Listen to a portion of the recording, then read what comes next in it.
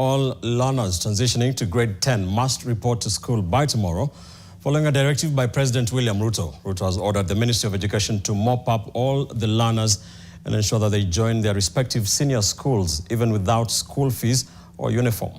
This comes as the ministry says that only 10% of learners are still at home, with the Ministry of Interior charged with the responsibility to oversee the door-to-door campaign in search of the missing students. And TV's Kevin Mutai has details for us.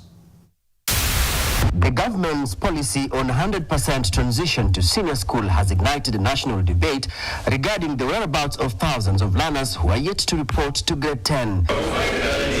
While speaking in Meru during the disbursement of Nyota capital, President William Ruto said no learners will be chased away from school for lacking school fees. For our education stakeholders, I am directing that no child should remain at home because they do not have school fees. Every child must go to school.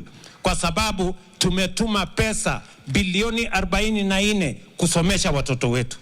In any case, there is sufficient money for teachers, for our children to be taught in the first term. So every child, wawe na school fees, wasiwe na school fees, wawe na uniform, wasiwe na uniform, waende shuleni tomorrow morning. The head of state tasked the Ministry of Interior to carry out a mass campaign of the learners that are yet to report to school. According to the Ministry of Education, about 90% of the students have so far reported to their assigned schools.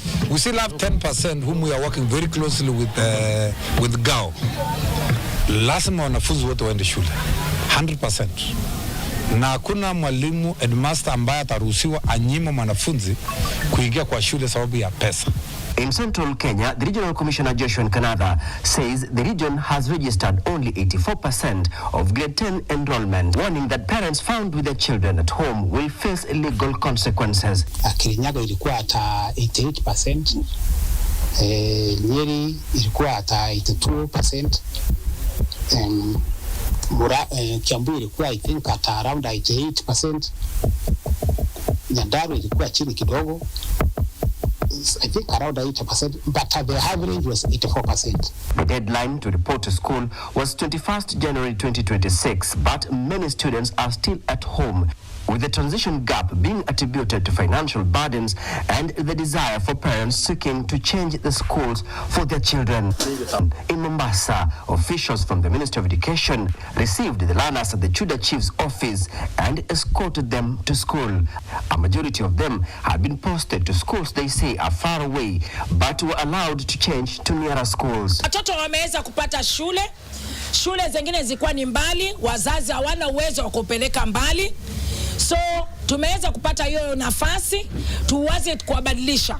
Mahali walipelekwa mbali kama Kisumu, tumepata nafasi kwa ofisi ya education, wanabadilishwa kutoka Kisumu na wanaletwa mahali hapa. Walikuwa wameitwa Kisumu, Bahari Girls, Taita Taveta, Stouts, lakini mimi sina uwezo, nika replacement akaenda Makande.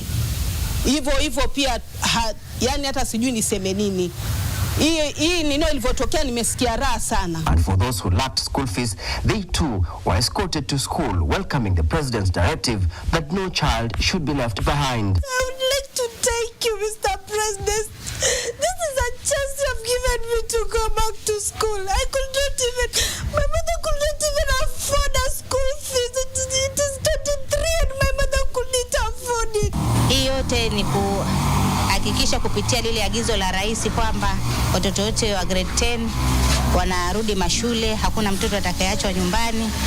Na leo tuko na wazazi na watoto eneo la Chuda ambao wengi wao wanatoka sehemu za slum area. Tracing of learners who are still at home is currently underway across the country. Kevin Mutai, NTV from Mombasa.